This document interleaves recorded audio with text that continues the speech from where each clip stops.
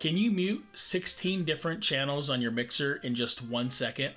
Well, I can. What? Bro, what are you talking about, man? But how did I get this superpower? Well, I'll reveal my secret in this video. Spoiler alert, it's not really a superpower, it's just a single button. I'm not mad. I'm just disappointed. Today we're talking mute groups. These are super simple to set up, and they'll save you a lot of stress during live events. I'm Brent, and this is Audio Nerd.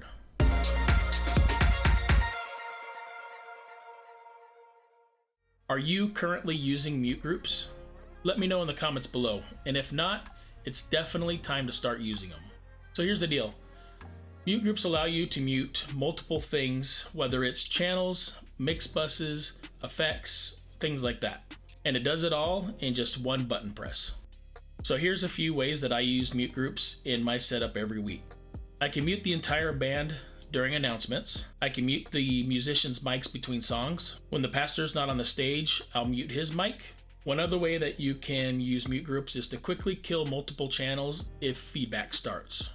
Instead of hunting down individual channels, mute groups give you instant control and peace of mind. To set up mute groups, it's super simple usually on these mixers. We'll be showing you on this Behringer X32. If you're using a different mixer, you'll want to look into your manual to find out how to do this. First off, you want to figure out how you want to use these.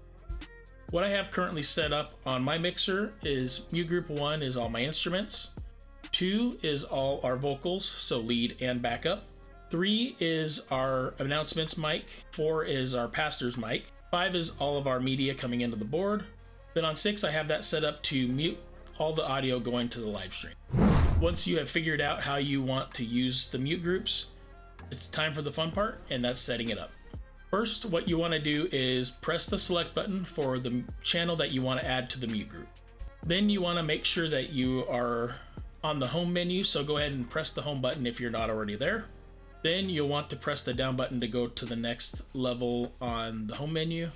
Next, locate the mute group knob at the bottom of the screen. Go ahead and turn the knob and choose which mute group you want to send that channel to, and press the knob in to select it.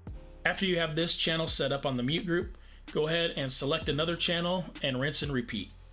Using mute groups can make you look like a magician on the mixer. Magic. Taking the process from muting 10 different individual channels to just one button press. Superpower? I don't know. Maybe. I like to think so. On a side note, another way to customize your X32 mixer specifically is to add names and icons to the scribble strip. I have a video for that here. Go ahead and click the like and subscribe button for more videos like this. That's it for today. I'll see you next video.